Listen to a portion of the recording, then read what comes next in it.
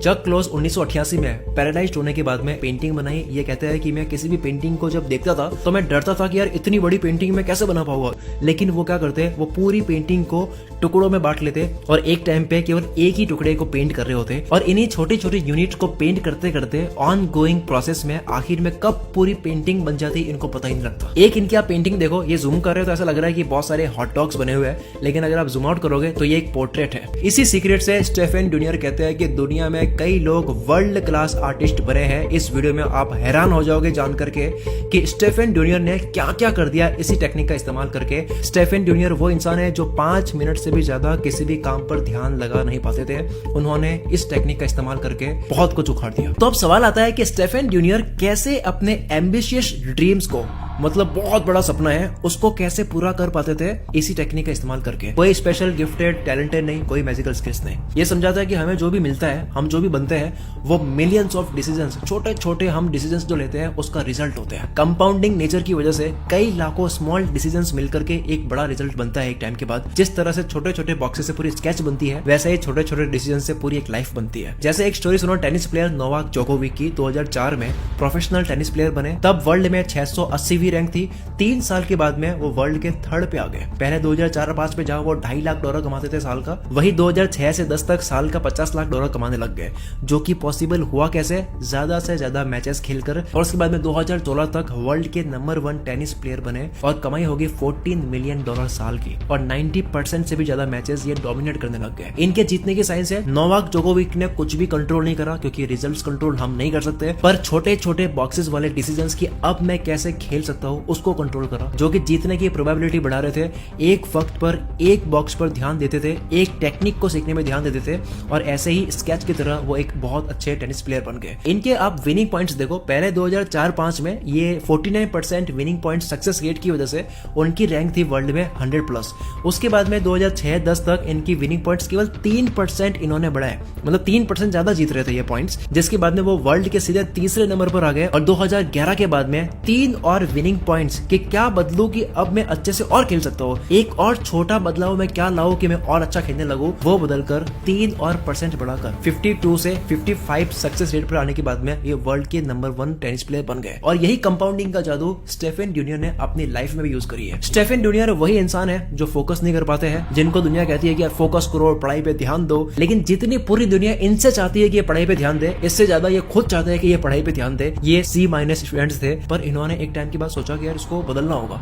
ये छोटा से छोटा डिसीजन वाली अप्रोच इन्होंने लगानी स्टार्ट कर दी। जैसे ही कोई असाइनमेंट मिलता कि ये 5 चैप्टर्स मुझे पढ़ने के लिए मिला है, तो इनको ये 5 चैप्टर्स की तरह ना लेकर के ना ही एक चैप्टर की तरह लेते थे, वो इन 5 चैप्टर्स को इतने छोटे टुकड़ों में बांट देते थे कि एक टास्क को करने में 5 मिनट से भी ज्यादा फोकस ना लगाना पड़े। बिल्कुल ही मतलब 3-4 पैराग्राफ पढ़ने। जैसे ही 5 मिनट पढ़ा, वो ब्रेक लेते, ब्रेक में वो ड्राइंग करते, गेम खेलते, उसके बाद में वापस वो 5 मिनट के लिए बैठ जाते, फिर 5 मिनट के बाद में वो कुछ और करने लग जाते, और वो हो सकता है कि दूसरा टास्क हो जिसमें भी 5 मिनट ही देने हो। तो ऐसे वो कभी 5 मिनट ये करा, कभी 5 मिनट वो करा, इस तरह से ये करते हैं, क्योंकि वो एक वक्त पर 5 मिनट से ज्यादा ध्यान नहीं लगा पाते थे। जिसके बाद सीधे ए स्टूडेंट हुए, डीन्स लिस्ट में आए for academic achievement, president honour का रोल मिला। उसके बाद same approach finance and economy की सबसे टॉप ग्रेजुएट प्रोग्राम में गए, वहां पे भी लगा the same approach, same result. Graduate होने के बाद में पढ़ लिया, अब कमाते हैं, करियर स्टार्ट हुआ, वहां भी सेम अप्रोच लगाई, काम कर गई कि बहुत बड़ा कॉन्सेप्ट हाथ में लेते, उसको इतने छोटे भाग में बांट देते कि एक टाइम पर करने में उसको केवल 5 मिनट ही लगेगी,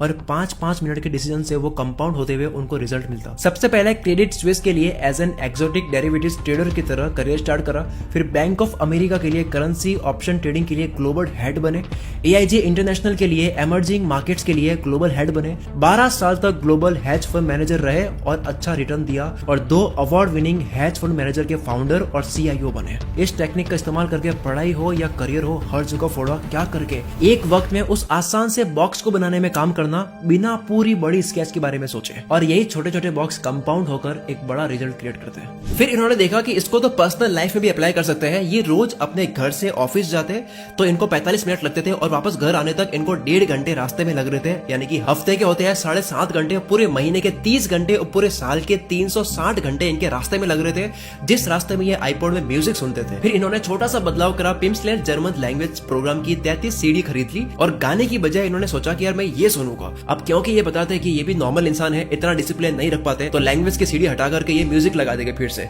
इसलिए इन्होंने म्यूजिक सारे रिमूव ही कर दिए। इनके पास में एक ही ऑप्शन था कि मुझे ये लैंग्वेज वाली टेप सुननी है। 10 महीने के बाद में जर्मन लैंग्वेज प्रोग्राम की इन्होंने 99 सीडीज पूरी सुन ली और एक एक को 3-3 बार सुन ली। बर्लिन में वो गए, वहां पर 16 दिन का जर्मन कोर्स था और वहां इन्होंने अपने बच्चे और वाइफ को भी बुला दिया ताकि इनके सामने मैं जर्मन लोगों से बात करके देखा होगा। और इन्होंने जब बात करी तो इनके बच्चे हैरान हो गए कि यार जर्मन लोगों से ये बात कैसे कर पा रहे हैं। इनको एक ऐसा मैजिक मिल गया कि ये सोच रहे हैं कि यार अब मैं और क्या सीखूं। इन्होंने ऑटो रेसिंग सीखकर इसका लाइसेंस ले लिया, हेलीकॉप्टर चलाना सीख लिया, पहाड़ चढ़ना, स्काई डाइविंग, यहाँ तक कि प्लेन भी उड़ानी सीख ली, वो भी एरोबेटिकली। आप फोटो में देख सकते हो इस तरह से प्लेन उड़ानी सीख ली।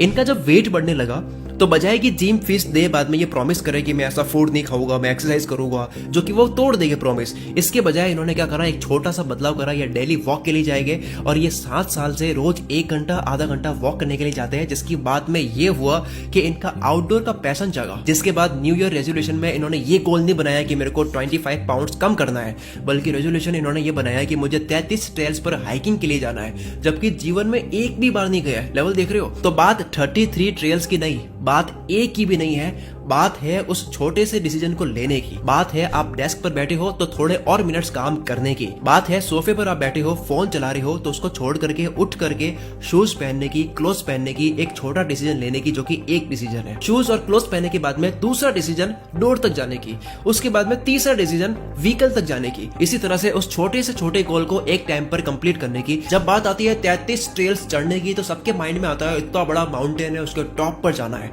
पर ऐसा नहीं है। जब तक कोई इंसान छोटा डिसीजन जो कि है एक बार सोफे से उठना है वो नहीं लेगा तो बाकी के जितने भी स्टेप बाय स्टेप डिसीजंस है वो भी नहीं ले पाएगा, उसका गोल कंप्लीट हो ही नहीं पाएगा, जो कि है कि मुझे टॉप पे जाना है। स्टेफन जूनियर ने ईयर के एड में 33 ट्रेल्स हाइकिंग का गोल पूरा करा और अपना 25 पाउंड भी कम करा, वो भी बिल्कुल फन करते हुए। बाय द वे इसी तरह आसान और फन तरीके से हेल्दी रहने पर मैंने पूरी वीडियो बना रखी है जिसका नाम है हेल्थ का संपूर्ण ज्ञान, जिस वीडियो का लिंक मैं डिस्क्रिप्शन में दे दूंगा। अभी तो कहानी बाकी है। 2009 में ये इतने एम्बिशियस हो गए, वही इंसान जो 5 मिनट से भी ज्यादा फोकस नहीं कर पाते थे, इन्होंने चैलेंज लिया 50 बुक्स पढ़ने का। जहां ये कहते हैं कि बात 50 बुक्स पढ़ने की नहीं है, एक की भी नहीं है, बात एक चैप्टर पढ़ने की नहीं, ना कि एक पैराग्राफ, ना एक सेंटेंस, बल्कि बात है उस डिसीजन को लेने की कि आप जगह से उठकर डेस्क पर बैठो और एक बार किताब खोलो और आप पहला वर्ड पढ़ो। पहला वर्ड पढ़ोगे तो दूसरा पढ़ोगे, तीसरा पढ़ोगे, एक सेंटेंस पढ़ोगे, एक पैराग्राफ, एक पेज, एक चैप्टर, फिर एक बुक, और एक बुक तो 10 books,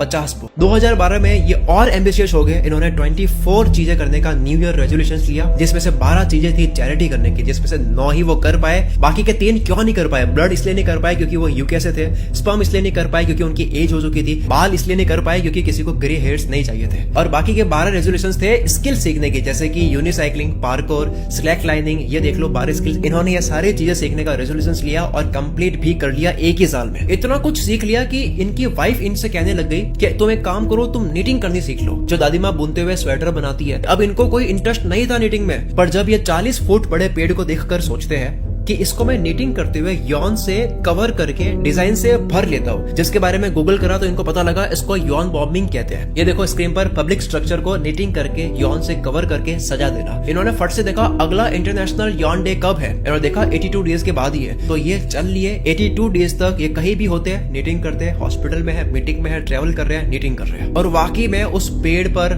first Yon bomb complete कर दिया, उसी पेड़ को सजाकर। रिस्पॉन्स अच्छा मिला, इनको मजा आया और एम्बिशियस प्रोजेक्ट पर काम करा जहां और ज्यादा इंजीनियरिंग स्किल्स चाहिए। आप देख सकते हो स्क्रीन पर, यह है दूसरा प्रोजेक्ट, फिर तीसरा, फिर चौथा और फिर 5वां। 2014 में इन्होंने गोल बनाया पेड़ की ही तरह 6 बहुत बड़े बड़े पत्थरों को ये रैप कर देंगे, डिजाइन से ढक देंगे। वो भी पत्थर कौन से? माउंटेन के टॉप पत्थर, जिसके लिए इन्होंने सोशल मीडिया से हेल्प ली। इनके कुछ 1000 फॉलोवर्स हो गए थे तब तक। जो यान बॉम्बर्स थे वहां से इन्होंने हेल्प ली। 388 लोगों ने भाग लिया, 36 कंट्रीज से, 50 स्टेट से, जिसके बाद में सिर्फ एक बड़ा पत्थर रैप नहीं करा बल्कि 18 बड़े बड़े पत्थरों को रैप कर दिया, ढक दिया डिजाइन से, जो था इनका छठा प्रोजेक्ट। फिर ये और एम्बिशियस होने लगे, 7वां प्रोजेक्ट, जहां और मटेरियल चाहिए था, जैसे कि fibre glass, would, metal etcetera. और यही प्रोजेक्ट आगे बढ़ा, इन्होंने एक बच्चों के हॉस्पिटल को रैप करके डिजाइन से ढक दिया। अब ये यहाँ तक रुके नहीं, ये कहते कि मैं और क्या सीख लूं, ऐसा और क्या मुश्किल काम है जो इस टेक्निक से आसान करके रिकॉर्ड बना सकता हूँ एक और। इन्होंने कहा नीटिंग तो ठीक है, बहुत कर लिया, अब करते हैं हम क्रोशिंग। और इसको भी सीख के इन्होंने स्टार्ट कर दिया करता। 7 इंच का इन्होंने ग्रेनी स्क्वायर बना दिया, जो कि स्टैंडर्ड साइज होती है। फिर इनके दिमाग में विचार आया कि वर्ल्ड का सबसे बड़ा रिकॉर्ड क्या है, मतलब सबसे बड़ा ग्रेनी स्क्वायर किसने बनाया। और इनको पता लगा कि ऐसा कोई रिकॉर्ड होता ही नहीं है, तो ये रिजेक्ट हो गए,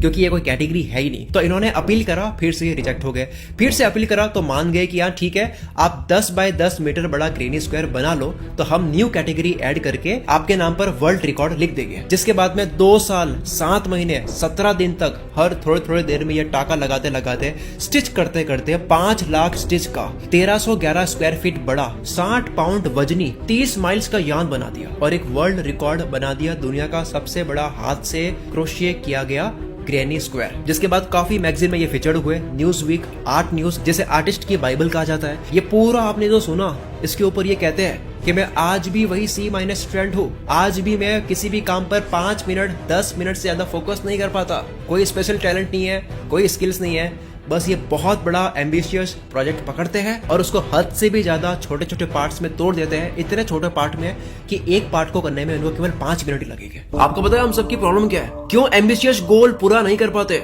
क्योंकि एम्बिशियस गोल ही गलत है। स्केच बनानी है तो सिर्फ एक बॉक्स को गोल बनाओ। क्यूरियोसिटी होनी चाहिए स्केच बनाने की, पर ध्यान होना चाहिए एक टाइम पे सिर्फ एक छोटे से बॉक्स पर। Enjoy the process not the goal. Sketch जो बन जाएगी वो तो बाय प्रोडक्ट है, क्योंकि जब आप सिर्फ लक्ष्य बनाते हो, एम्बिशियस गोल बनाते हो, 10 साल का लक्ष्य 6 महीने में पूरा करना है, ऐसा प्लान बनाते हो जोश में, तो एक तो उसको पूरा करने का स्ट्रेस, फिर नहीं हुआ तो स्ट्रेस, और हो गया तब भी स्ट्रेस संभालने की कि मैं संभाल पाऊंगा इतना सारा। मैं आज किसी भी अपनी एज के इंसान से बात करता हूँ, वो भयानक टेंशन में होता है। बहुत सारे सपने पाल रखे हैं, एम्बिशियस गोल बना रखे हैं बिना प्लानिंग। वीडियो का पेन पॉइंट क्या है नोटिस करा? वो बॉक्सेस क्या है पेंटिंग के? Planning.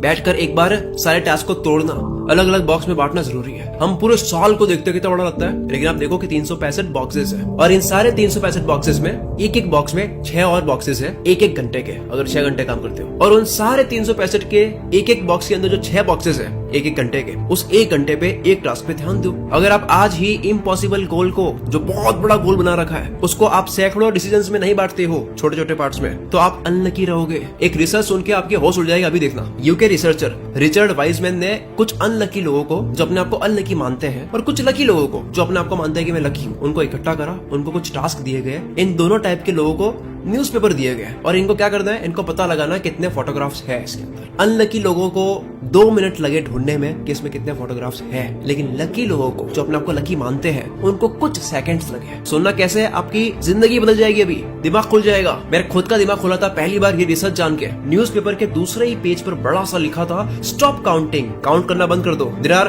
43 photographs in the newspaper. इस पेपर में 43 फोटोग्राफ्स है, साफ लिखा है वहाँ पे। फिर एक और एक्सपेरिमेंट करा, जिसमें वाइजमैन ने सेकंड पेज पर बड़ा सा लिखा था, स्टॉप काउंटिंग, काउंट करना बंद कर दो, और एक्सपेरिमेंटर को बोल दो कि आप 250 पाउंड जीत चुके हो। लेकिन फिर से वही हुआ, जो अपने आप को अनलकी मानते थे, उन्होंने वो मैसेज मिस कर दिया। वो इतने बिजी थे फोटोग्राफ्स को काउंट करने में। क्या मतलब है इस रिसर्च का?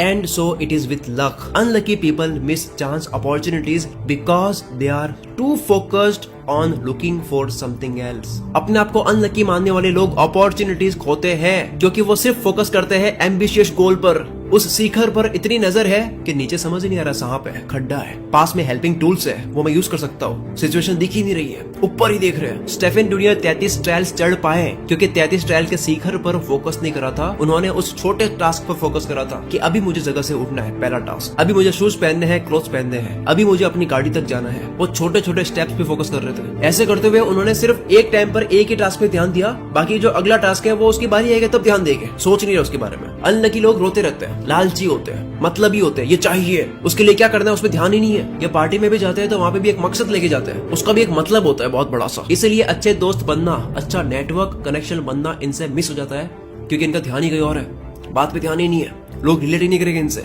अपने आप को लकी मानने वाले लोग रिलैक्स रहते हैं, जब बारी आएगी तब खेलेंगे, अभी जो कर रहे हैं उस पर ध्यान देते हैं, प्रेजेंस में रहते हैं, खोज करने पे ध्यान देते हैं। दूसरा कारण, अगर केवल बड़ा गोल करोगे और छोटे छोटे एक्शंस को एंजॉय ना करोगे तो आप हमेशा खालीपन फील करोगे अपने अंदर, क्योंकि इंसान की ये फितरत बन जाती है कुछ पाने की। ये चाहत कभी खत्म नहीं होती और कभी भी जिंदगी में फुलफिलमेंट वाली फील नहीं आएगी कितना भी पालो। तीसरा, बड़ा गोल रखने के बाद में आप छोटे एक्शंस पर ध्यान नहीं दोगे तो आप स्लो हो जाओगे। कैसे?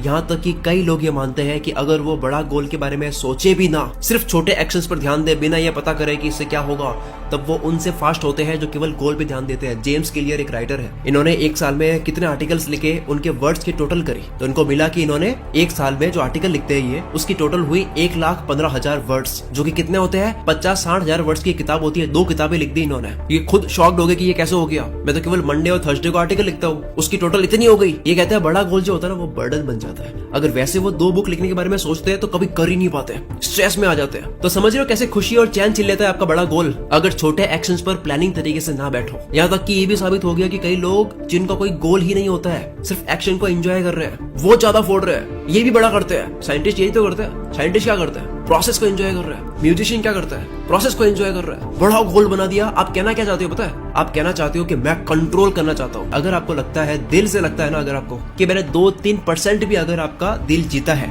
तो कमेंट करे बिना मत जाना। आपकी कमेंट्स मुझे मोटिवेट करती है। आप में से जितनों को मेरी बात समझ आई है, सारे लोग 2023 के एंड तक का गोल लिख सकते हो ताकि वो आपके लिए एक रिमाइंडर रहे और वापस आप देखने के लिए आ सकते हो। मिलते हैं हम अगली वीडियो में।